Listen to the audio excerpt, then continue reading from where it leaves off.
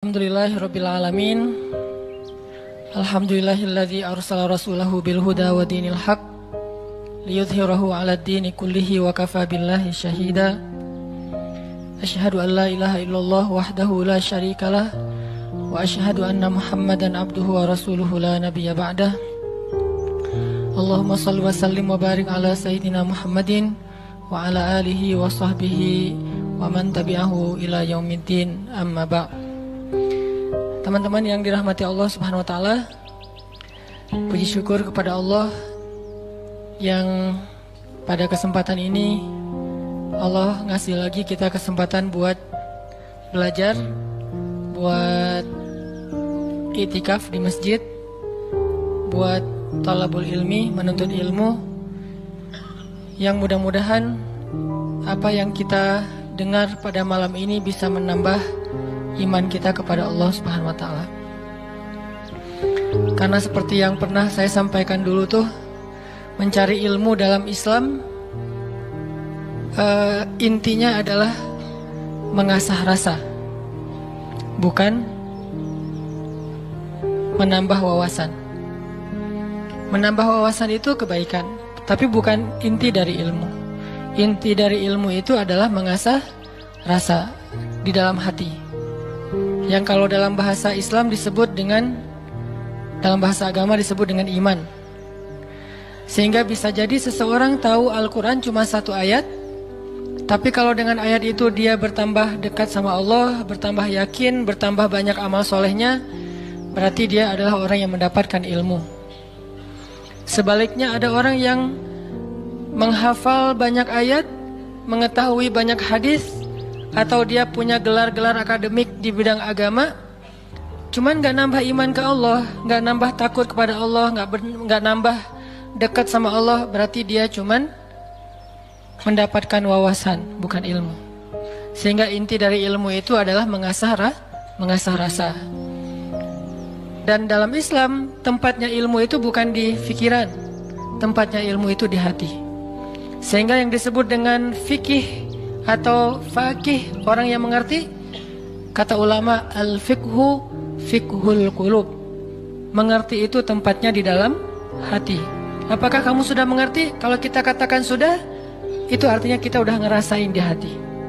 Bukan sudah mengerti dalam arti kita udah hafal, udah paham, udah ingat, udah tahu. Bukan itu yang dimaksud dengan sudah mengerti dalam kalimat fikih.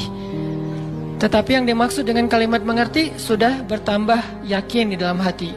Sehingga kalau misalnya kita dengar satu nasihat, satu ilmu, satu tausiah, gak nambah yakin dalam hati, berarti kita baru dapat wawasan. Makanya mudah-mudahan majelis-majelis kayak gini nih bisa benar-benar mencas iman kita. Yazid, bisa nambah keyakinan kita kepada Allah SWT. Walaupun teorinya mungkin gak terlalu rumit. Ada mungkin pembahasan tentang akidah mengenal Allah dengan teori yang rumit, dibagi-bagi. Misalnya akidah itu terbagi kepada 4 bagian. Ada istilah rububiyah, ada istilah uluhiyah, ada istilah asma, ada istilah sifat. Ini teori akidah. Tapi setelah membahas semua teori akidah ini, terus dia nggak makin yakin sama Allah, kalau ada masalah diserahin sama Allah, berarti dia baru dapat wawasan, belum dapat ilmu. Ada orang yang nggak ngerti istilah rububiyah, nggak ngerti istilah uluhiyah, asma, sifat, dan seterusnya. Tapi kalau lagi ada masalah dia bilang, tenang aja, ada Allah, dia dapat ilmu. Jadi kita jangan terlalu rumit dengan istilah, tapi berusaha untuk merasakan semua kebaikan-kebaikan dalam ilmu itu di dalam hati kita. Lagian kan kita nggak pengen belajar untuk dapat gelar akademis sebagai seorang LC, MA, doktor ya. Kan kita belajar pengen memperbaiki diri, sederhana. Dan kita juga tidak belajar agama untuk menjudge orang lain, untuk menghakimi orang lain, untuk jadi bahan debat di sosial media. Kita belajar murni untuk memperbaiki diri karena kita sadar bahwa diri kita belum sempurna. Mudah-mudahan malam ini kita dapat apa yang kita cari. Terus makasih untuk kesekian kalinya buat teman-teman yang selalu hadir, yang istiqomah, yang bahkan diam-diam banyak yang datang dari tempat-tempat yang jauh, yang diam-diam banyak yang sudah berkorban untuk bisa hadir dalam majelis ilmu ini, yang mungkin udah berusaha semaksimal mungkin untuk hadir lebih awal, tapi ternyata qadarullah tetap nggak dapat tempat di dalam, harus tetap di luar. Maka mudah-mudahan Allah Maha tahu apa yang sudah teman-teman perjuangkan. Dan saya selalu nge-mention tentang anak muda Bandung kemanapun saya pergi, bahwa memang syiar teman-teman di Bandung ini udah tersebar di seluruh Indonesia. Bahkan mudah-mudahan udah tersebar di luar Indonesia, bahwa semangat hijrah anak-anak muda Bandung ditiru oleh anak-anak muda di tempat-tempat yang lain, insya Allah. Sehingga kita dapat pahala dari kebaikan yang ditiru itu. Waj'alna lil muttaqina imama, jadikanlah kami imam, teladan dalam ketakwaan. Jadi imam di sini bukan suami. Kalau itu masih lama kali ya. Imam di sini adalah teladan. Belum ada tanda-tandanya soalnya. Baik teman-teman, malam ini kita akan bahas tema plesetan dari salah satu grup band pada masanya. Yang tahu ini berarti usianya sekian. Saya juga nggak tahu karena masih muda. Nggak gaul, makanya nggak tahu. Kalau nggak salah namanya Lamb of God ya. Jadi diplesetin jadi Mat of God. Tentang apa itu? Tentang, ini kalau yang plesetannya ya, tentang gimana kita belajar memahami maunya Allah. Gimana kita belajar mengerti apa yang Allah kehendaki di dalam satu peristiwa kalau kita ngalamin sesuatu. Karena kalau kita nggak ngerti maunya Allah, nggak ngerti apa kehendak Allah di dalam apa yang kita alamin, kita jadi gampang putus asa. Kita jadi kadang-kadang malah berburuk sangka kepada Allah. Kalau udah berburuk sangka kepada Allah, pasti kita akan mengambil jalan-jalan yang harusnya kita hindari. Nah, kita belajar nih memahami Allah kayak gimana sih maunya. Dan orang yang dekat sama Allah ngerti banget yang gini-gini nih. Kita pengen belajar kayak gitu juga. Kan ada orang, sebutlah kita ya sama temen, kita tuh udah dekat sama dia dari SD, kita udah barengan. Sama-sama SD tapi beda SD-nya. Nggak lucu ya. Nggak ketawa gitu. Dari SD udah barengan, SMP barengan, SMA barengan, kuliah barengan, nikah sendiri-sendiri. Nah, udah dari dulu tuh kita udah kenal banget sama dia. Jadi kan kita udah punya feel ya. Udah ngerti banget lah, udah peka banget dia kayak gini, dia kayak gitu, dia lagi sedih, dia lagi marah, dia tersinggung. Kita udah ngerti banget nih. Begitu dia ngomong satu kata, kita langsung ngerti. Misalnya dia ngomong apa gitu, oh berarti dia lagi nggak enak hati nih. Dia WA aja nih. Di WA kalau dia bilang aku berarti lagi santai. Kalau dia bilang saya berarti dia lagi kayak ada masalah nih sama kita. Ya udah nanti saya tunggu di mana gitu. Oh, kayaknya ada salah nih. Jadi kita peka karena kita ngerti dia. Terus ada apa yang kita lakuin tuh kita ngelakukan sesuai dengan, karena kita empati ya. Kita ngelakuinnya sesuai dengan apa yang nyaman buat dia. Terus kalau dia misalnya ngelakuin sesuatu, kita ngerti kenapa dia melakukan itu. Nggak sampai seseorang suuzon. Kenapa ada orang suuzon sama dia? Karena nggak ngerti sama dia. Kenapa ada orang yang salah karena nggak ngerti. Gitu juga kita ke Allah. Sahabat Nabi itu sangat mengerti Allah kayak gimana, Rasul kayak gimana. Sehingga ketika turun ayat Al-Quran, mereka bukan cuma ngerti teks atau makna dari ayat secara tekstual, tapi mereka juga ngerti pesan di balik ayat itu. Ini berarti kita udah berusaha untuk berpikir dengan apa maunya Allah. Kalau bahasa agama dengan logika Rabbaniyah, bukan dengan logika ilmiah, tapi Rabbaniyah, berpikir dengan logika Allah, bukan dengan logika kita doang. Contoh teman-teman, ketika turun ayat salah satu ayat terakhir yang turun kepada Nabi di Al-Maidah, Al-yawma akmaltu lakum dinakum wa atmamtu alaikum ni'mati wa raditu lakumul Islam dinan. hari ini telah aku sempurnakan untuk kalian nikmatku, singkatnya, dan aku ridhoi Islam sebagai agama bagi kalian. Ketika turun ayat ini, sebagian besar para sahabat bertakbir, Allahu Akbar, bahagia gitu. Kenapa bahagia? Karena ayat ini ayat berita gembira, artinya Islam udah sempurna. Islam sudah utuh, syariat udah beres nih. Tapi ada satu sahabat, yaitu Abu Bakar As-Siddiq, malah nangis ketika ayat ini turun. Ketika yang lain berbahagia. Ditanya sama sahabat yang lain, kayak Umar gitu, ya Abu Bakar, wahai Abu Bakar, kenapa kamu bersedih? Kenapa kamu nangis? Bukankah ini ayat busyra, berita gembira? Kata Abu Bakar, ya ini ayat berita gembira.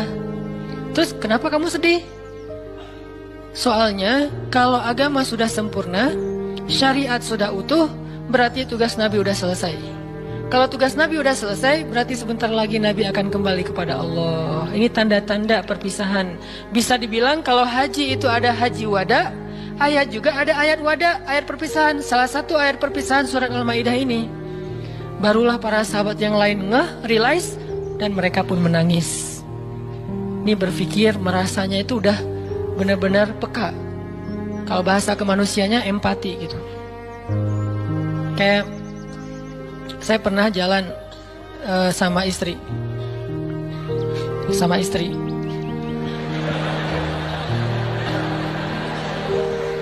Soalnya nggak mau saya jalan sendiri, pasti jalan sama istri. Terus diajak sama temen makan seafood, ikan panggang. Istri saya tuh udah tahu kalau saya nggak biasa dan nggak masuk nih kalau makan ikan panggang. Paling mentoknya ikan goreng atau ikan di asam pedas gitu ya, garang asam. Tapi kalau yang panggang nggak masuk. Diajak sama teman saya, Ustadz ada ikan panggang enak banget nih, seafood, bener-bener makannya di samping laut. Saya kan nggak enak nolak undangan ya. Oh ya boleh. Istri saya langsung lirik-lirik. Dan dia nanya, ada yang digoreng nggak? Kenapa dia bisa langsung ngomong gitu? Kan tahu kan jawabannya? Nah, ada nggak yang ngerasain kita kayak gitu kalau lagi jalan? Belum ya? Duh, maaf ya salah ngomong.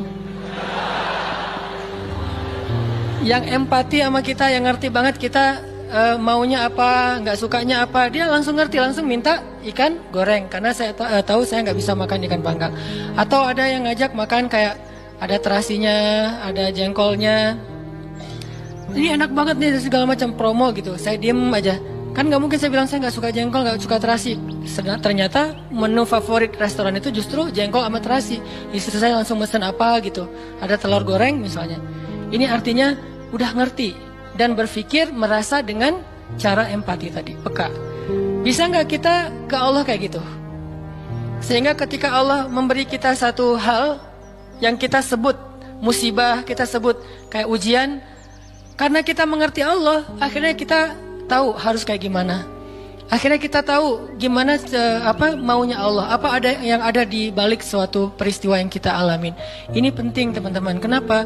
Biar kita bisa belajar sabar, belajar husnuzon, dan survive dalam satu masalah.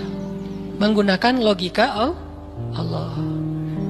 Nah, untuk itu kita coba angkat satu kisah di dalam Al-Quran yang menjelaskan tentang matematikanya Allah ini, ada di dalam surat Al-Anfal. Coba teman-teman buka surat ke-8, surat Al-Anfal. Kita tilawah beberapa ayat pertama. Kita lihat nih logika Allah ketika kayak bentrok dengan logika hambanya. Yaitu surat Al-Anfal ayat 5. Kita baca ayat 5 sampai ayat 8. Ini salah satu peristiwa ketika logika Allah kayak bentrok dengan logika manusia. Kepengennya Allah beda sama kepengennya hamba. Terus apa yang dilakukan hamba itu, terus apa hasil setelah itu? Kita coba baca ayat 5 sampai ayat 8. A'udzu billahi minasy syaithanir rajim. Silakan.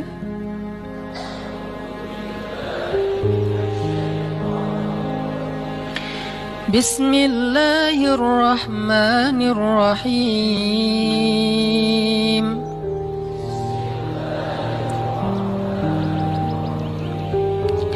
Kama akhrajaka rabbuka min baitika bil haqq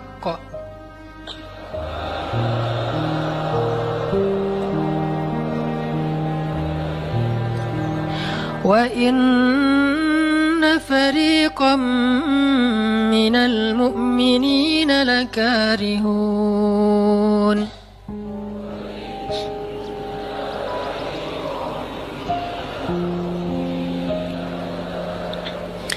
يجادلونك في الحق بعدما تبين كأنما يساقون إلى الموت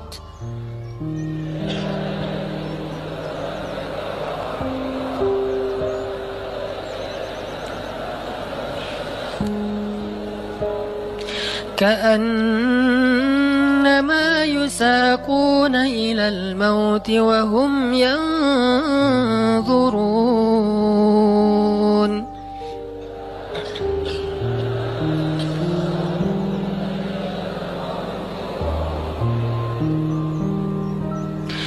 وإذ يعدكم الله إحدى الطائفتين أنها لكم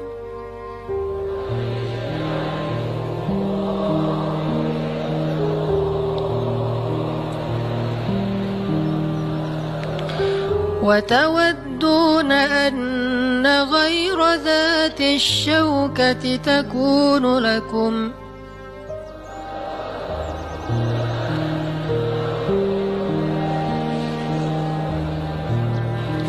ويريد الله أن يحق الحق بكلماته ويقطع دابر الكافرين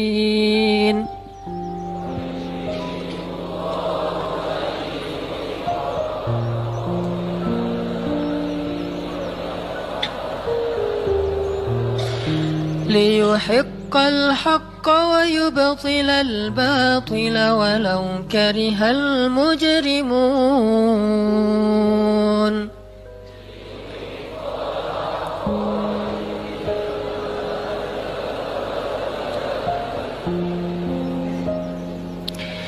Yaitu sebagaimana Tuhan kalian telah menyuruh kalian untuk pergi dari rumah kalian dengan sebenar-benarnya. Meskipun sesungguhnya sebagian dari orang-orang yang beriman itu tidak menyukainya. Mereka membantahmu wahai Muhammad tentang kebenaran setelah nyata bahwa mereka pasti akan menang. Seakan-akan mereka dihalau kepada kematian sedang mereka melihat sebab-sebab kematian itu. Dan ingatlah ketika Allah menjanjikan kepada kalian bahwa salah satu dari dua golongan yang kalian hadapi adalah untuk kalian, sedangkan kalian menginginkan golongan yang tidak memiliki senjatalah untuk kalian. Tetapi Allah hendak membenarkan yang benar dengan ayat-ayatnya dan memusnahkan orang-orang yang menentang sampai ke akar-akarnya, agar Allah memperkuat yang hak, itu Islam, dan menghilangkan yang batil atau kemusyrikan, walaupun orang-orang yang berdosa itu tidak menyukainya. Shadaqallahul Azim. Ngerti teman-teman? Agak kurang jelas ya. Kenapa kurang jelas? Karena kita mungkin sebagian belum membaca kisah yang ada di dalam ayat ini. Salah satu tips paling gampang kalau kita pengen ngerti ayat Al-Quran, baca dulu sejarah yang berkaitan dengan ayat itu. Kalau dalam ilmu tafsir itu disebut dengan asbabun nuzul, peristiwa-peristiwa yang menyebabkan turunnya ayat tersebut. Contohnya surat Al-Anfal. Kalau teman-teman pengen ngerti surat Al-Anfal, coba sebelum baca surat Al-Anfal, baca dulu peristiwa Perang Badar secara lengkap. Nanti di buku sejarah tuh ada Perang Badar, cari yang paling tebal, biar nanti pas kita baca detail, banyak hal-hal kecil yang kita jadi ketahuan.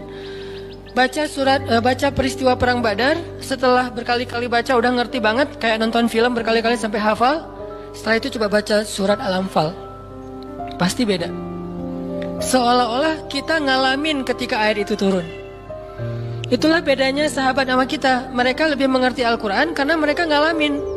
Nah kita kan cuma membaca teks sejarah, tidak mengalami. Tapi kalau kita baca sejarah berkali-kali lalu baca Al-Anfal, itu akan lebih berasa. Itu yang saya alami. Nah, termasuk ayat yang tadi kita baca. Apa sih yang terjadi sampai turun ayat kayak gini? Yang terjadi dulu di tahun kedua setelah Nabi hijrah ke Madinah, orang-orang Mekah yang dipimpin oleh Abu Sufyan mau berdagang ke Syam. Apa yang mereka bawa dalam karavan dagang? Harta-harta orang Islam yang dirampas ketika orang Islam hijrah ke Madinah.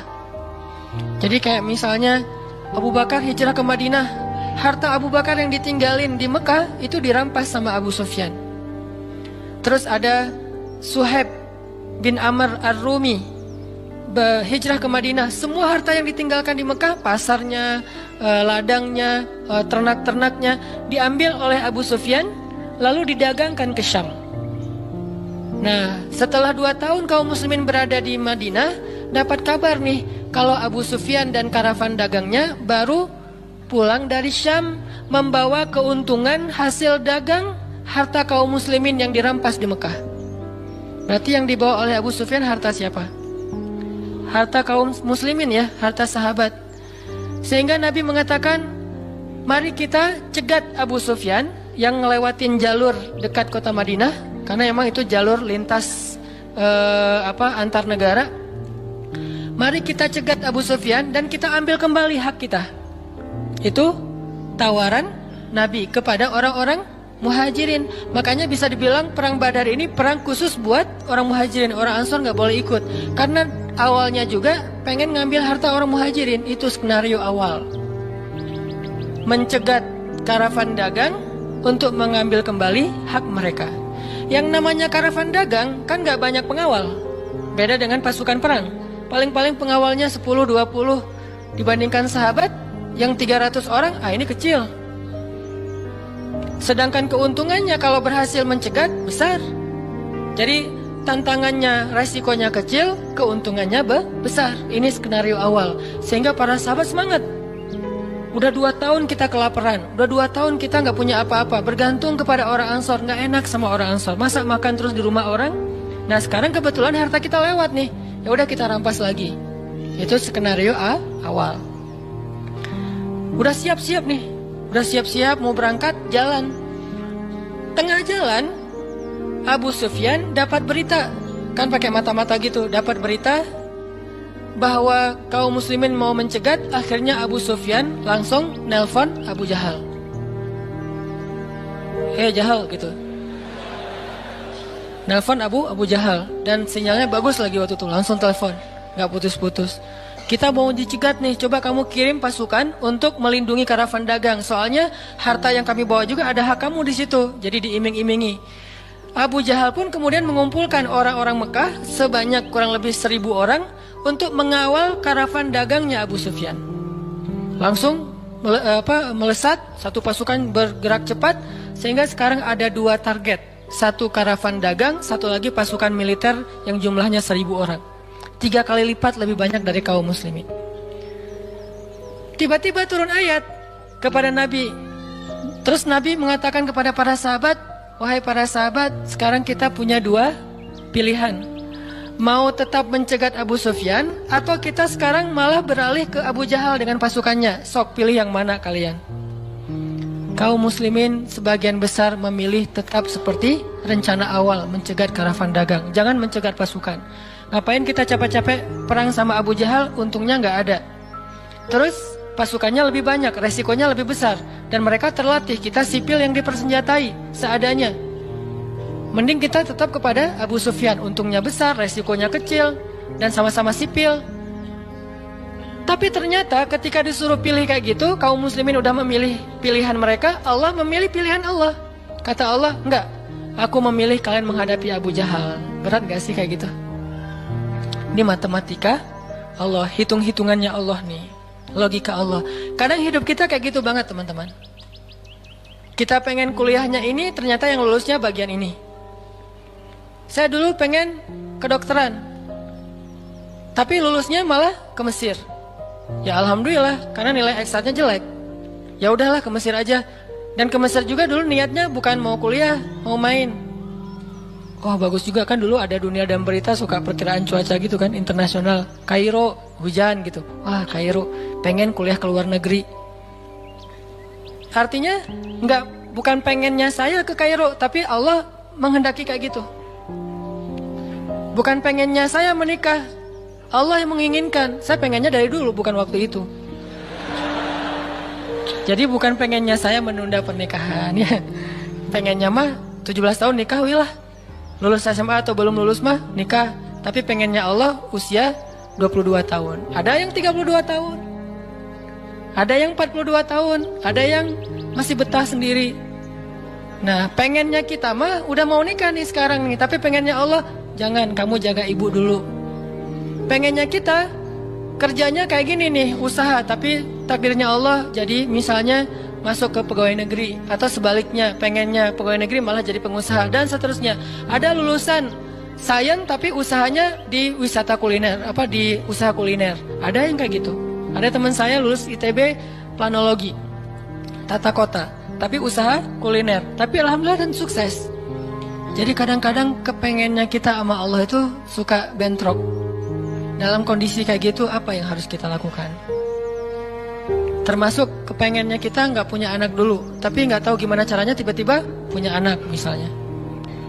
Masih nggak tahu lagi gimana caranya ya.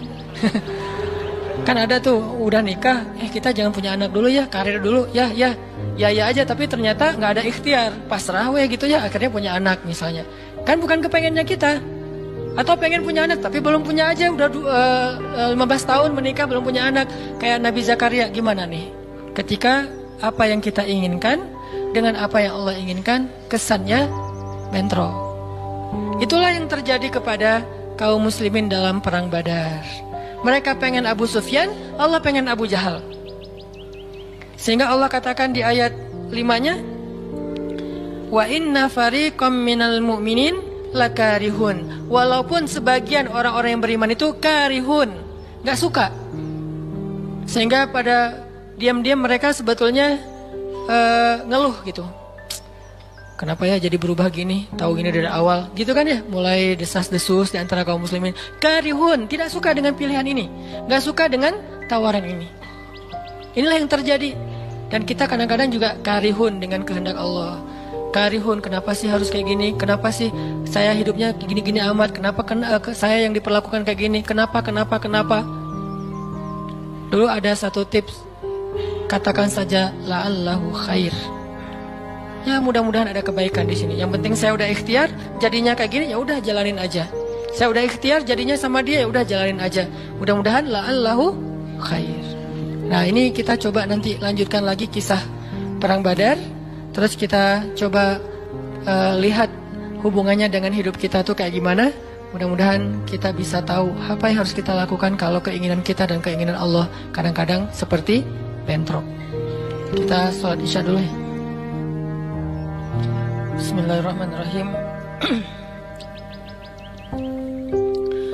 Teman-teman yang dirahmati Allah Subhanahu wa taala, tadi kita bahas tentang gimana kadang-kadang kondisi ketika keinginan kita sama maunya Allah itu nggak ketemu. Kita dalam contoh sehari-hari aja, misalnya mau main, ternyata lapangannya becek misalnya. Kalau buat anak-anak BMX atau skate mau ngetrik, ternyata lagi cedera.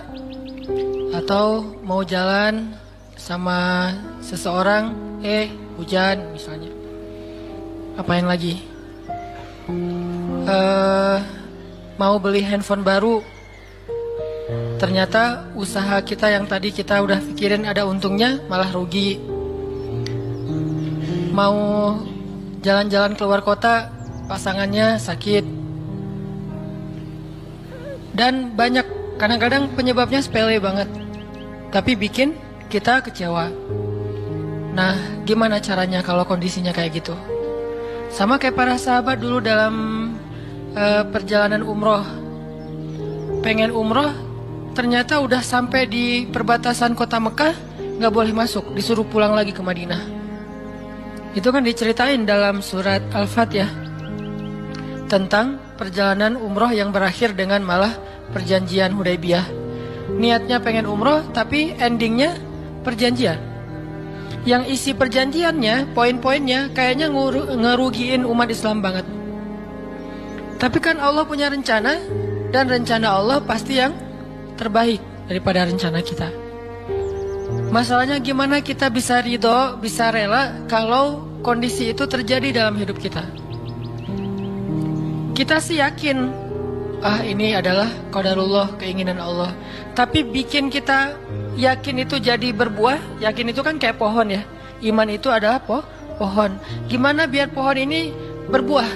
Salah satu buahnya itu adalah sifat ridho, sifat nerima.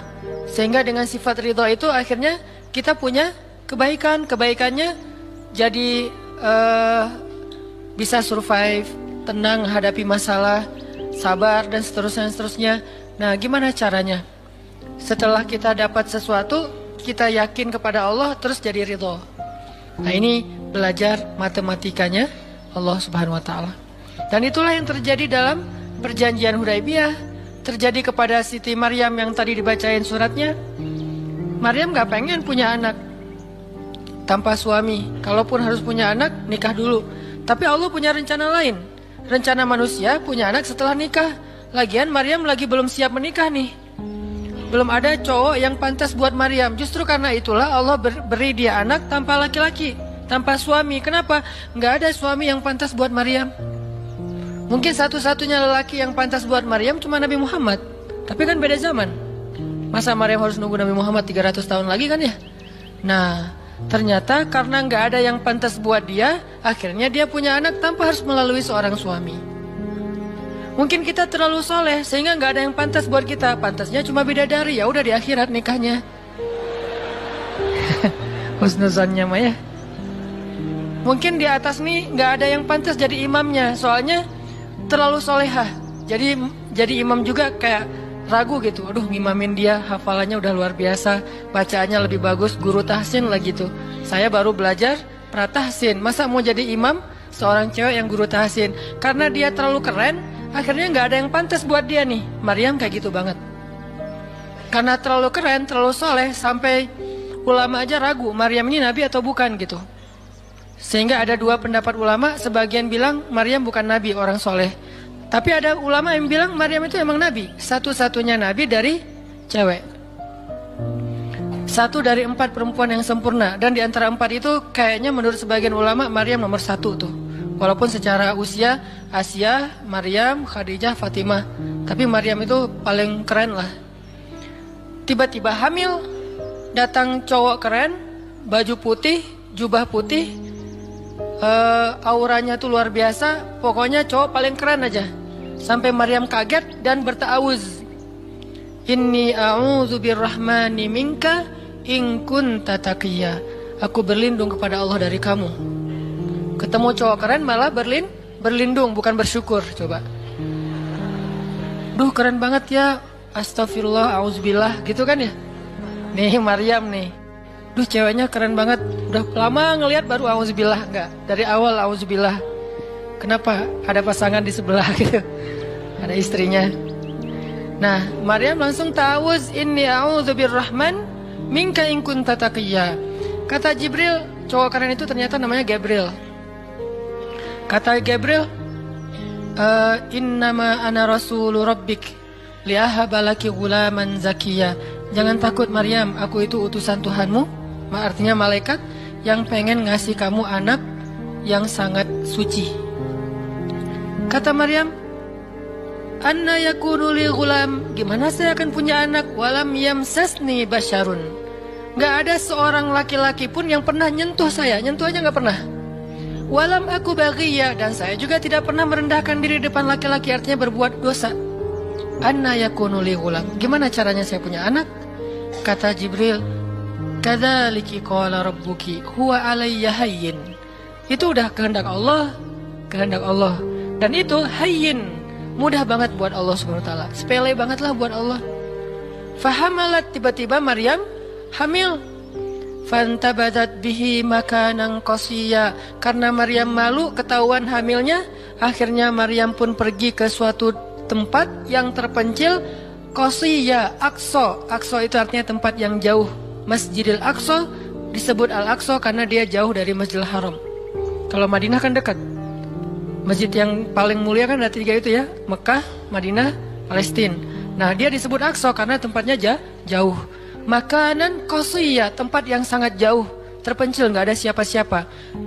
Fantabatat bihi makanan qasiyya. Fa'aja ahal makhadu. Tiba-tiba dia udah harus ngelahirin setelah sekian bulan, mungkin 9 bulan.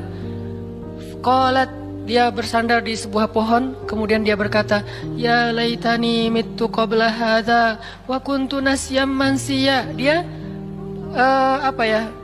kayak orang menyampaikan satu bentuk kalimat sedih, kayak kalau bahasa sederhananya kayak ngeluh gitu. Ya laitani mittu qabla hadza, aduhai seandainya aku mati aja daripada harus menanggung malu kayak gini. Maryam itu kan pemalu banget. Mahkota sifat malu itu dipakai banget sama Maryam. Makanya ketahuan hamil nggak punya suami, itu buat Maryam pukulan paling luar biasa, telak banget. Walaupun dia nggak berbuat dosa, tapi tetap aja orang kan ngata-ngatain dia. Ditambah lagi Bani Israel, tahu sendiri kan, Bani Israel suka banget viralin fitnah. Ada apa viral Bani Israel teh? Maryam hamil di luar nikah, viral. Semua orang ngomongin mana Maryam. Terus rumahnya tuh dilemparin batu karena dianggap sebagai pembawa sial bagi Bani Israel. Dasar Maryam ngaku-ngakunya suci, sok suci segala macam. Sehingga Maryam bilang, ya laitani mittu qabla hadza, aduhai seandainya saya mati aja sebelum ini terjadi pada saya. Sehingga saya menjadi orang yang tidak pernah dibicarakan oleh siapapun. Sedih. Berarti pengennya Maryam beda dengan pengennya Allah. Secara emosional, secara manusiawi, secara fitrah ada penolakan dan itu manusiawi. Maryam menolak. Begitu juga sahabat Muhajirin. Wa inna fariqam minkum lakarihun. Minhum lakarihun. Walaupun sebagian kalian itu dalam keadaan karih, menolak, nggak suka. Emangnya kita mau nerima musibah? Pasti kita nolak kan secara spontan, fitrah, manusiawi, nolak. Ya laitani mittu qabla hadza wa kuntu nasyan mansiya. Aduhai seandainya aku mati aja sebelum kejadian ini terjadi padaku, sehingga nggak ada orang yang ngomongin tentang aku. Jadi nggak ada trending topik tentang Maryam waktu itu. Dia berharap kayak gitu. Semua berita buka channel mana aja Maryam. Asal buka Instagram yang muncul duluan di home tuh Maryam. Viral banget, semua orang ngomongin Maryam. Sehingga Maryam, bayangin, semua orang ngomongin kita se-Indonesia. Karena emang sebelumnya kan Maryam memang selebgram banget kan. Semua orang pengen nge-following Maryam. Jangankan yang cewek-cewek, yang cowok juga pengen nge-following Maryam. Cuman gak ada yang pantas. Semuanya kagum sama Maryam, respect. Tiba-tiba berubah. Kalau gak naik, jatuh kan gak berasa nih. Kita gak naik, jatuh, paling keseleo dikit. Tapi kalau naiknya udah terlalu tinggi, jatuh, kan lebih sakit nih. Maryam tuh naiknya udah terlalu tinggi. Saking tingginya sampai Nabi menyebut dia satu di antara 4 yang sempurna di muka bumi. Gak ada perempuan yang sempurna kecuali 4 itu. Itu benar-benar dipuja-puja tuh Maryam. Pengen punya anak nanti namanya Maryam. Pengen punya istri kayak Maryam. Pengen punya ibu kayak Maryam. Pokoknya Maryam itu idola banget tuh di zaman tersebut. Bani Israel kalau suka lebaynya luar biasa. Kalau benci, wah noraknya juga luar biasa. Itu Bani Israel. Berlebihan gitu. Kalau suka habis-habisan sampai dijadikan Tuhan kan dulu mereka pernah mengangkat seorang laki-laki yang soleh jadi Tuhan. Namanya Uzair. Namanya Uzair. Disebut sebagai anak Tuhan. Kemudian juga Isa juga gitu. Bani Israel tuh luar biasa kalau suka. Kalau benci, wah habis-habisan juga tuh dijelek-jelekin. Kayak mereka ngejelek-jelekin Musa, Harun. Kalau Harun gak terlalu sih, Musa. Kayak mereka ngejelek-jelekin Nabi, malaikat malaikat Jibril. Kan Bani Israel paling gak suka sama Jibril ya. Jadi gak ada orang Yahudi nama anaknya Gabriel tuh gak ada. Rata-rata nama anaknya Michael.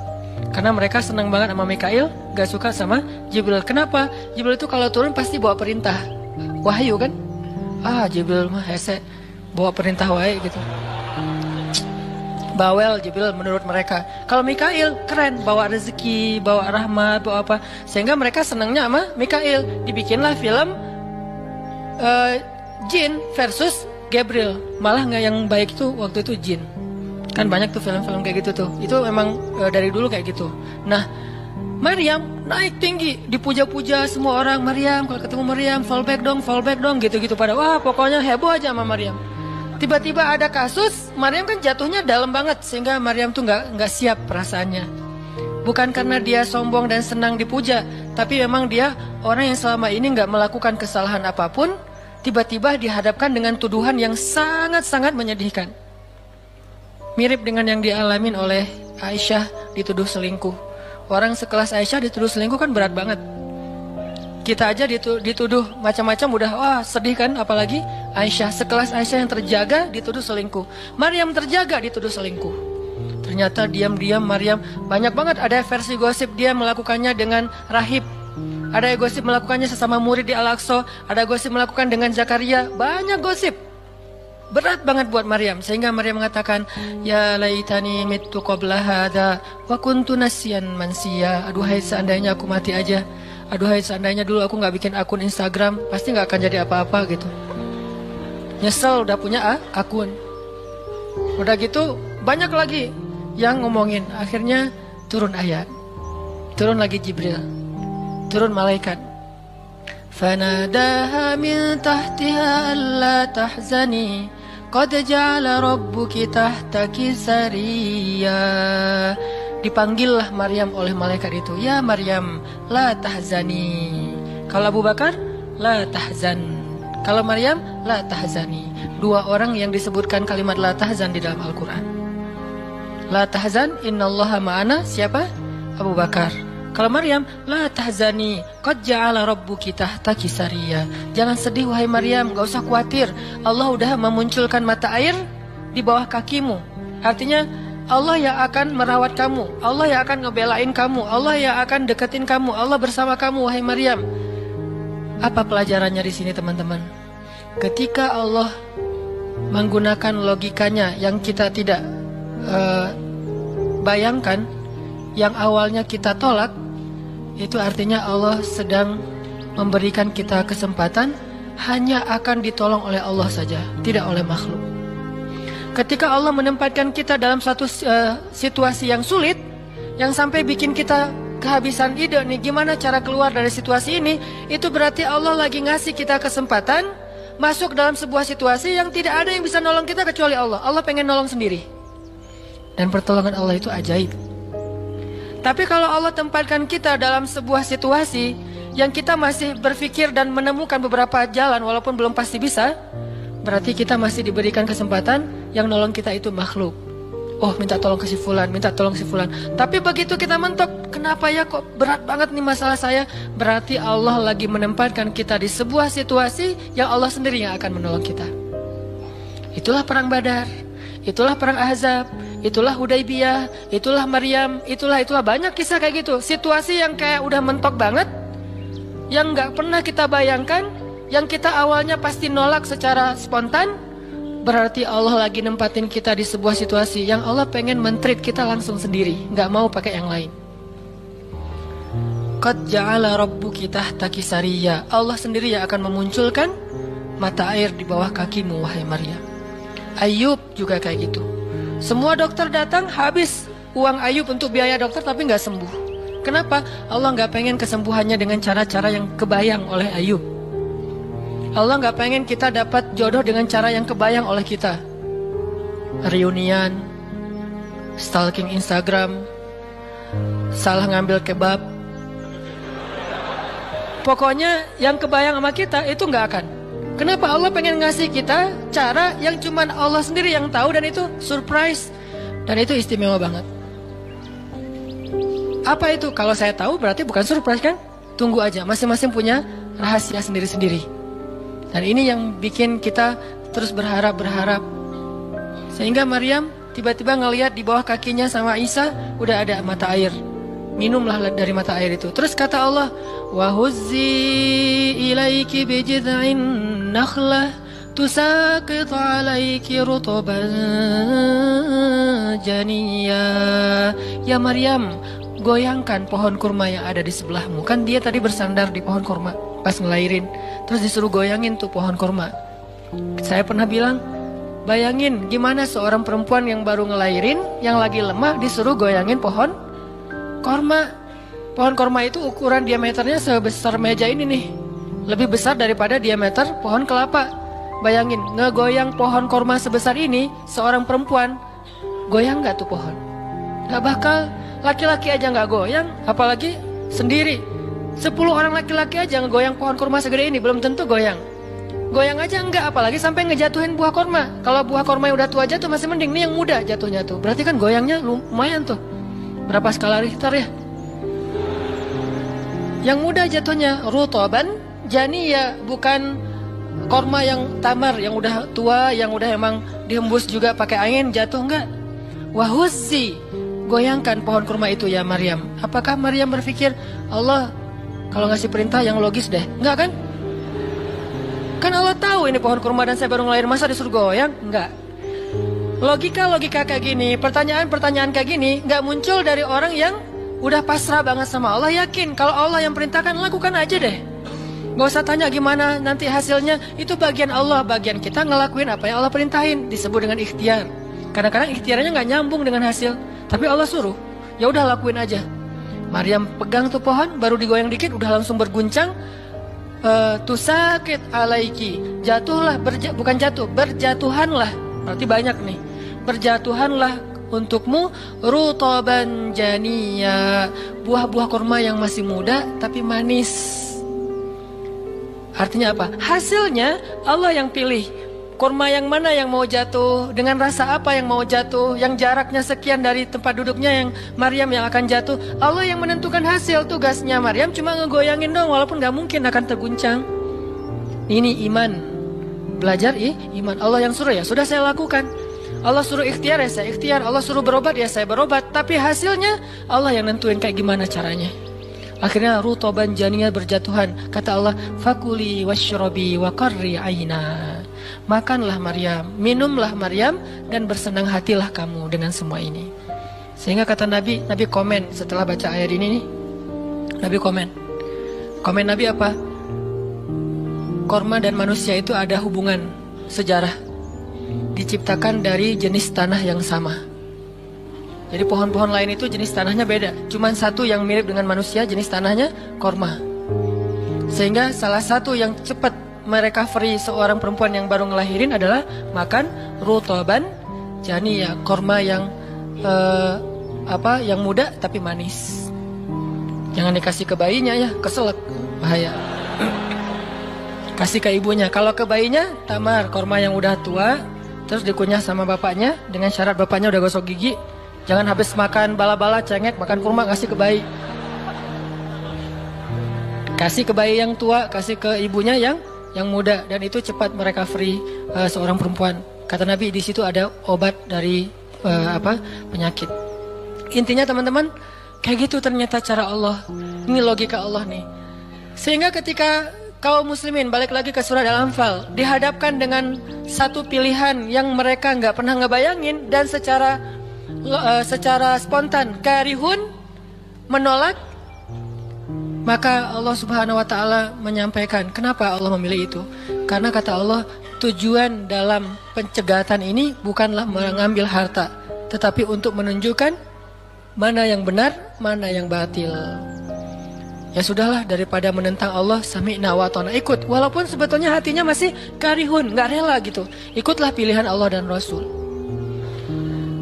Mereka pun ganti rute, dari yang tadi rute mau mencegat Abu Sufyan, sekarang rute kepada Abu Jahal. Mulai ngutus mata-mata Abu Jahal, berapa pasukannya segala macam, bermalam di sebuah tempat di daerah situ. Malamnya Nabi itu nggak bisa tidur. Nabi sepanjang malam beristighosah. Jadi istighosah itu teman-teman salah satu di antara sunnah-sunnah Nabi SAW. Apa istighosah artinya? Doa yang sangat lama. Nabi malam itu sama Abu Bakar berdua nggak tidur, yang lain pada tidur kan, besok mau perang nih. Malam ini mereka tidur, besok mau tanding aja disuruh tidur kan ya. Apalagi besok mau perang, tidur, wajib tidur. Yang belum tidur pokoknya pura-pura tidur aja. Kayak kita besok mau akad kan harus tidur ya, walaupun susah tidurnya.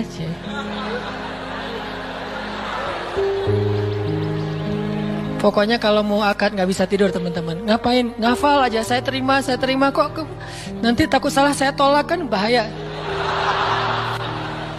Udah diizinin sama calon mertua masih ditolak. Nah, malamnya pada tidur kecuali 2 orang, Rasul sama Abu Bakar. Selalu berdua orang ini nih, pokoknya soulmate banget. Direkam soulmate-nya di Al-Quran. Rasul beristighosah, doa yang sangat khusyuk, berharap banget, panjang lagi doanya sepanjang malam, sampai Nabi mengangkat kedua tangannya itu nggak gini, tapi gini. Pernah nggak doa kayak gini? Nah, makanya masih sendiri ya. Coba istighosah, ya Allah. Langsung tuh. Jadi kalau doa jangan gini doang, apalagi gini santai. Sesekali doa, Allah, ternyata belum naik lagi sampai mungkin. Dan itu ada sunnahnya, Nabi berdoa dengan, kan Nabi berdoa kadang mengangkat tangan, kadang tidak mengangkat tangan, kayak doa sehari-hari misalnya angkat tangan kan ya, kayak mau makan misalnya, Bismillahirrahmanirrahim amutu wa ahya, Allahumma barik lana gitu ya, kan nggak harus ngangkat tangan. Sarewai ini. Nah, udah kadang Nabi doanya gini, nelunjuk, bukan merintah Allah, ya Allah kasih lo ya, enggak.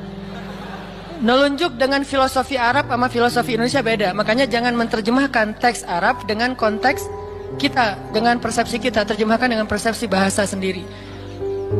Apa sih maksudnya? Gitulah. Jadi di Arab tuh kalau gini bukan merintah. Gini tuh artinya cuma engkau yang saya harapin ya Allah gitu maksudnya. Jadi kalau ya Allah itu maksudnya engkau doang yang saya harapin, iya karena budua iya karena selain gitu. Bukan ya Allah pokoknya harus ya bukan. Kalau kita pakai dengan logika kita kan, kok doa sih nggak sopan sama Allah kayak gitu-gitu amat. Kalau ke manusia mungkin gitu agak kurang sopan. Kalau ke Allah sopan. Bisa gini, bisa biasa aja, bisa gini. Gini juga ada beberapa level. Ada yang gini sampai ke paling atas. Biasanya yang paling atas tuh bab jodoh sih. Kalau bab kuliah masih gini, kerja, giliran jodoh paling tinggi. Apalagi kalau udah jodohnya balikan sama mantan tuh kayaknya naik kursi. Lebih tinggi lagi. Jadi malam itu Nabi beristighosah sampai syal beliau jatuh, nangis, janggut beliau basah dengan air mata, nangis panjang malam, ya Allah jika besok kami kalah perang, terbunuh semua, mungkin di muka bumi ini nggak akan ada lagi orang yang menyebut la ilaha illallah. Abu Bakar ngambil rida syalnya Rasul, ditaruh lagi, cukup bagimu ya Rasulullah, cukup ya Rasulullah. Allah udah mendengar. Abu Bakar menenangkan Rasul, tapi Rasulullah terus saja gitu. Kayak kita lagi doa kata teman, udah Allah udah dengar. Taruh dulu. Kalau kita mah gitu ya. Nah, tapi jangan dibayangin gitu. Rasulullah pasti khusyuk banget, nggak kayak kita. Udah selesai berdoa, pagi-pagi sahabat riuh. Innalillah gitu. Kalau kita kan innalillah pasti ada yang meninggal ya. Siapa yang meninggal? Enggak, innalillah itu musibah, enggak harus selalu orang meninggal. Ya Rasulullah maafkan kami. Kenapa? Ternyata sebagian para sahabat malam itu digoda oleh syaitan sehingga semua pada mimpi basah. Maaf. Tapi kayak gitu emang sejarahnya. Bukan semua, sebagian besarnya mimpi basah. Sehingga pas bangun mereka dalam keadaan junub, kotor, tidak suci, tapi nggak ada air. Untuk wudhu aja kurang, apalagi untuk mandi. Dan mandi junub kan harus semuanya. Sedangkan besok mereka mau berperang melawan musuh dalam keadaan tidak suci. Ini kayak pertanda buruk gitu. Dan mereka merasa mentalnya makin drop. Tiba-tiba Allah beri ketenangan buat mereka. Turun air hujan. Malam itu hujan turun. Hujannya hujan lokal lagi. Camp kaum muslimin hujan. Camp orang kafir enggak. Hujan. Nyebrang-nyebrang. Hujan enggak. Yang mainnya di Indonesia gitu. Di camp kaum muslimin hujan, di campnya orang kafir nggak hujan. Akhirnya pada mandi, alhamdulillah, Allah Akbar. Itu nanti ada ayatnya setelah itu. Coba nanti baca lagi halaman kedua. Ketika ada adegan hujan segala macam, itu ceritanya kayak gitu. Akhirnya makin mantap. Alhamdulillah bisa mandi, wudhu, minum. Baru mereka yakin bahwa ini adalah benar-benar perintah Allah. Nah hidup kita tuh kalau kita ngejalanin hal-hal kayak gini, kita bakalan kayak lagi jalan bareng Allah. Sehingga nanti kita akan banyak ngelihat keajaiban-keajaiban Allah. Kalau kita nggak pernah masuk dalam situasi ini, kita tuh kenal Allah cuma dari kata orang, nggak pernah jalan bareng. Kita kayak kenal seseorang, tapi kata teman kita. cuma lihat postingannya doang, tapi nggak pernah jalan bareng, jadi nggak kenal dekat gitu, dan nggak akan dapat feel. Begitu juga kita kenal Allah. Kalau kita kenal Allah hanya dalam situasi normal, wajar, nyaman, berarti kita kenal Allahnya cuma dari katanya, cenah, nggak pernah ngalamin sendiri. Begitu kita dihadapkan dengan situasi kayak gini, berarti kita lagi diajak Allah jalan bareng. Yuk jalan bareng saya. Siap ya Allah. Hah? Banyak kejutan-kejutan, banyak yang bikin kita kaget. Kenapa? Karena kita jalannya dengan zat yang maha kuasa. Dia akan tunjukin kekuasaan-kekuasaannya. Dan kekuasaan Allah yang paling luar biasa ditunjukin justru dalam kesulitan. Kalau dalam normal nggak luar biasa namanya. Kayak kita sama teman kita, dia ngasih kita hadiah atau pinjam duit 100.000 pas kita lagi awal bulan. Kan biasa aja ya. Coba kalau dia pinjemin duit 50.000 pas akhir bulan, kan luar biasa kan? Jadi makin kita sulit, Allah tunjukin kekuasaannya, di situ kita makin lihat gimana kita tuh bergantung banget sama Allah. Emang Allah bikin skenarionya kayak gitu. Sehingga kalau kita teman-teman dihadapkan atau dikondisikan sama Allah dalam suatu keadaan yang kita nggak siap, yang kita nolak, yang kita berontak, tapi di sisi yang lain kita yakin ini ketentuan Allah, belajar meyakini, oh Allah lagi ngajak saya jalan nih. Allah lagi ngajak saya jalan biar lebih kenal sama Allah, biar Allah nunjukin langsung. Satu, kedua, niatin juga, oh Allah pengen memperlakukan saya khusus, nggak mau pakai yang lain, berdua aja biar Allah yang menolong saya, karena udah nggak bisa ngarap siapa-siapa. Akhirnya kaum muslimin pun melakukan peperangan Badar, duel dulu nih. Jadi ada kayak tarung dulu, 3 orang dari kaum muslimin, 3 orang dari orang kafir. Tarung, salah satunya jagoannya Nabi, kesayangan dan kebanggaan Nabi banget, anak muda yang bernama Ali bin Abi Thalib. Ali maju kalah musuh, terkapar, 3-tiganya mati. Kaum muslimin bertakbir, ahadun ahad. Yel-yel yang dipakai oleh Bilal dulu di Mekah dipakai oleh kaum muslimin. Menanglah perang Badar. Dan dalam peperangan itu Allah tunjukkan yang luar biasa, kaum muslimin ditolong oleh makhluk yang turun dari langit berbondong-bondong, terbang menyambar dengan pakai ikat kepala berwarna hijau. Malaikat. Jadi ada khusus malaikat yang tugasnya sebagai malaikat militer.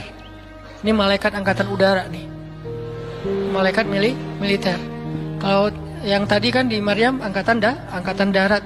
Jadi ngasih korma segala macam. Ini angkatan udara. Nyambar dari atas, bayangin. Kaum muslimin lagi perang, tiba-tiba serangan udara, kan luar biasa tuh. Dan ini pertolongannya munculnya kenapa? Karena kaum muslimin memilih pilihan Allah, menggunakan logika Allah. Di logika itu, di jalan itu, di kondisi itu, Allah bakalan nunjukin banyak keajaiban. Kalau kita pengen lihat keajaiban, belajarlah untuk bersabar kalau kita tiba-tiba berada dalam kondisi kayak gitu. Kalau enggak, kita enggak akan pernah melihat keajaiban dan kebesaran Allah. Tiba-tiba datang malaikat nyambar, terus pergi lagi, nyambar lagi. Itu berbondong-bondong tuh, ribuan malaikat. Ngapain sih kok banyak banget ribuan malaikat? Sebetulnya satu malaikat juga ngehembus kan habis tuh orang kafir ya. Ya apaan sih orang-orang, habis kan ya? Gampang kan buat malaikat, kenapa sampai ribuan? Kata Allah alasannya bukan untuk ngancurin orang kafir, alasannya untuk meneguhkan orang beriman. Jadi Allah kirim banyak tujuannya untuk meneguhkan orang beriman, sehingga bertambahlah keyakinan mereka kepada Allah Subhanahu wa taala. Kita aja yang memang tidak diberikan kesempatan bisa ngelihat malaikat, tapi malaikat tuh nolongin kita. Terutama nolongin teman-teman yang masih fisabilillah. Itu Allah, malaikat dekat banget sama mereka. Saya udah gak tega nyebutnya. Udah lama kan saya gak menggunakan kata itu ya. Gak tega juga lama-lama. Teman-teman yang masih sendiri, yang masih dalam penantian, malaikat itu kalian gak sendiri. Ada malaikat di sebelah. Malaikat juga kasihan sama kita. Kita aja yang nggak ngelihat. Ada malaikat. Kenapa di sini? Saya khusus ditugaskan nemenin orang-orang kayak kamu dan teman-teman kamu. Oh ya, malaikat yang khusus nemenin yang berstatus J tadi. Ada hadisnya Ustadz? Nggak ada sih. Tapi yakinlah bahwa malaikat itu diutus untuk menolong orang-orang yang sabar. Status sabar kan bisa status masalah tadi, bisa masalah rezeki, bisa masalah sakit. Pokoknya ada malaikat aja yang nolongin mereka, ngedoain mereka, berselawat untuk mereka, memberikan naungan rahmat untuk mereka. Pokoknya banyak tuh. Apalagi para sahabat yang tadi mau memilih pilihan Allah walaupun awalnya nolak, karihun. Karena udah milih pilihan Allah, Allah berikan pertolongan yang luar biasa. Mungkin kalau tadi mereka maksain pilihan sendiri, bisa jadi dua-duanya nggak dapat. Abu Jahal nggak dapat, Abu Sufyan nggak dapat apa-apa. Untungnya mereka bersabar memilih pilihan Allah. Itulah hidup. Makanya teman-teman, kalau pas kita dapat satu musibah atau satu masalah, satu ujian, kehilangan sesuatu, itu berarti kita dikasih kesempatan untuk ngedapetin sesuatu yang lebih baik. Gimana caranya? Berhusnuzon kepada Allah. Karena kata Allah, ana inda dhanni abdi bi, aku tergantung prasangka hambaku kepadaku. Berarti kalau kita misalnya lagi dapat masalah, terus kita berhusnuzon, oh Allah pengen ngasih yang lebih baik, itu Allah berarti kayak gitu. Kan kesempatan kan? Kenapa kita malah gunain kesempatan itu untuk bersuuzon? Kenalah kita dengan apa yang kita persangkakan. Aku tergantung prasangka hambaku kepadaku. Pas ada musibah kehilangan sesuatu, oh mungkin memang Allah pengen ngasih saya yang lebih baik dari ini. Ini kan udah lama saya pakai, ini udah 2 tahun 3 tahun, pengen diganti sama Allah. Itu gitu banget Allah tuh sama kita. Terus kenapa kita gak mau berprasangka baik kalau kayak gitu? Masalah yakin. Kalau kita malah pas dikasih musibah kehilangan sesuatu bilang, apa lagi maunya Allah, kayaknya Allah gak senang dengan saya taubat nih, maka Allah juga akan memperlakukan kita kayak kita prasangkain. Makanya kalau kita dapat musibah, ujian, itu berarti kita dikasih kesempatan untuk memikirkan sesuatu yang baik yang akan Allah kabulkan. Kalau nggak dikasih itu, berarti kita nggak dikasih kesempatan memikirkan yang lebih baik. Begitu dikasih, oh saya harus mikirin yang lebih baik nih. Kayak gitu aja terus. Apapun musibahnya. Termasuk yang tadi, gagal dalam hubungan, diputusin atau ditolak, kita mikirin, oh berarti Allah mau ngasih yang lebih baik dari dia. Ternyata tetap ujung-ujungnya dia juga. Kok bisa? Oh berarti dia diperbaiki sama Allah, dibuat lebih baik, dibuat lebih soleh, lebih pantas, baru bareng dengan kita. Coba kalau nggak dibuat lebih soleh udah langsung jadian, kan bisa bahaya juga buat kita. Stres juga kan mikirnya ya. Makanya Nabi mengatakan, sebaik-baik perhiasan adalah istri yang soleha. Itu benar-benar menyenangkan hati. Kebahagiaan bagi laki-laki itu adalah memiliki seorang istri yang soleha. Istri yang soleha itu bukan cuman istri yang hafal Qurannya banyak, yang hafal hadisnya, bukan wawasan. Istri yang soleha itu istri yang akhlaknya baik, yang kalau kita ngelihat dia langsung bahagia. Jadi pulang ke rumah itu gak pernah nyetel TV. Kenapa papa gak pernah lihat TV? Kan lihat mama ya. Yang lama nonton TV pasti ini gak nyaman ngelihat istrinya nih. Jadi kalau sampai rumah bikin kopi, duduk di tengah ruangan, lihat istri lalu lalang gitu. Pak, TV-nya di situ, ngapain ke sana kemana mama pergi? Itulah hiburan buat papa. Berat juga Pernah nggak ngomong kayak gitu? Belum. Gimana mau ngomong, nggak ada orangnya ya. Nanti kalau udah ada gitu tuh. Makanya saya jarang nonton TV sering nonton YouTube soalnya. Nah ini ya teman-teman. Jadi kita berprasangka begitu dikasih musibah, oh berarti Allah pengen ngasih yang lebih baik. Yang terbaik deh yang kita prasangkain. Karena Allah akan kayak gitu banget. Inilah rahasia matematika Allah. Ya Allah berlakukan kepada Ahlu Badar.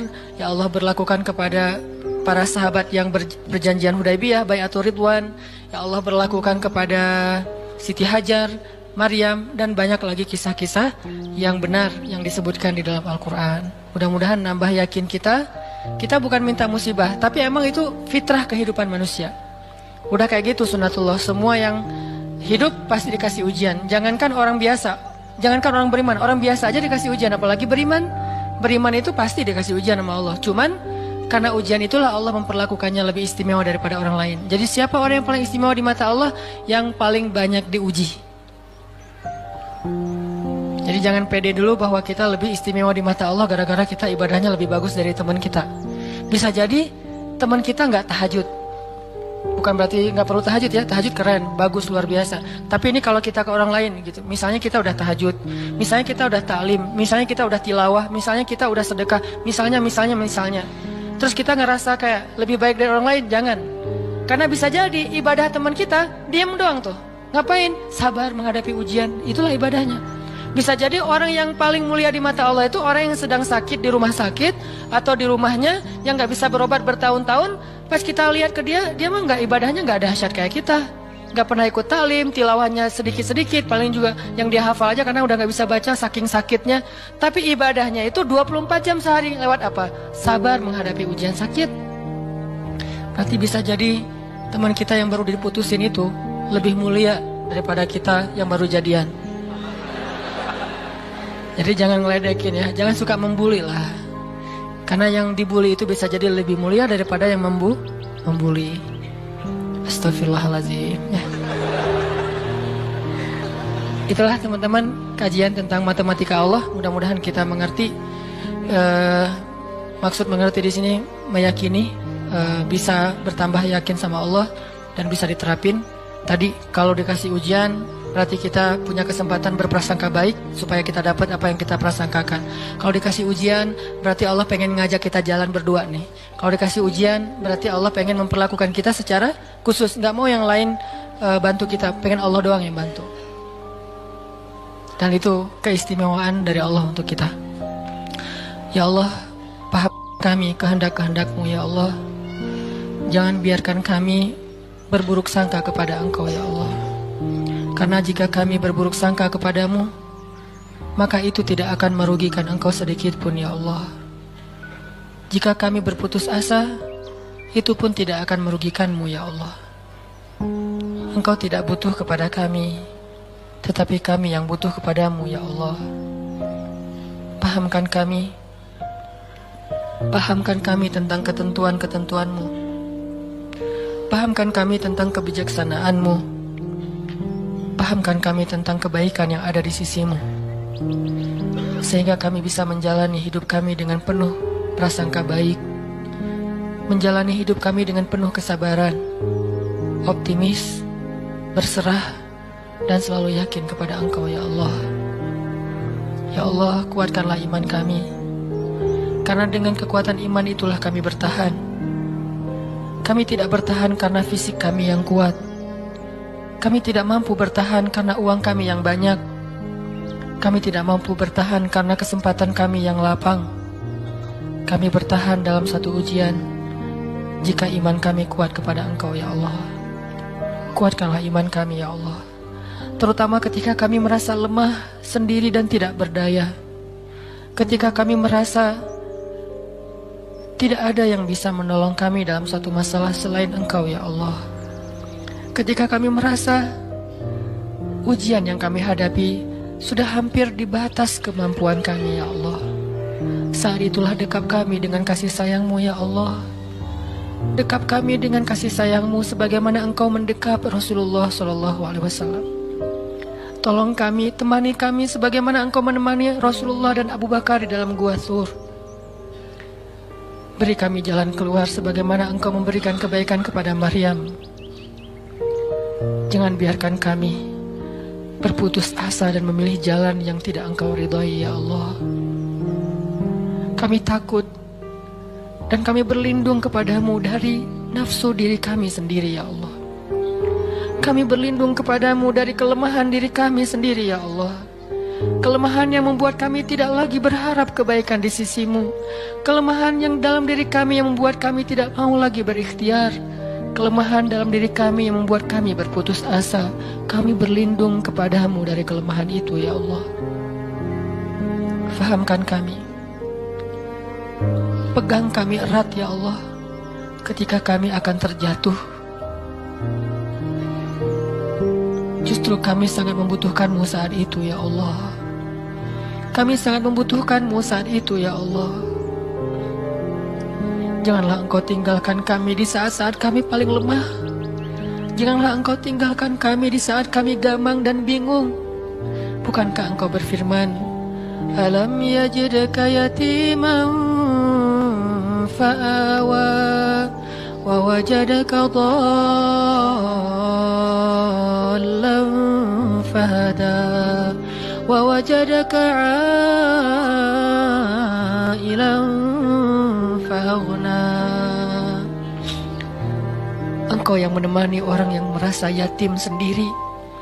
Engkau yang memberi petunjuk kepada orang yang bingung dan tidak tahu arah. Dan Engkaulah yang mencukupkan orang-orang yang kekurangan dan kelaparan. Temani kami ya Allah. Beri kami petunjuk ya Allah.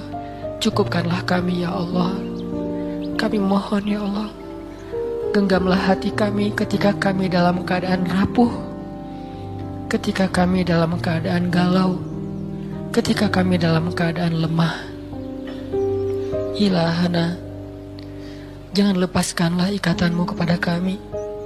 Jangan lepaskan pandangan kasih sayangmu atas kami. Jangan lepaskan dekapanmu dari kami ya Allah. Janganlah Engkau turunkan baroahmu kepada kami, sebagaimana Engkau turunkan baroah kepada orang-orang yang Engkau murkai.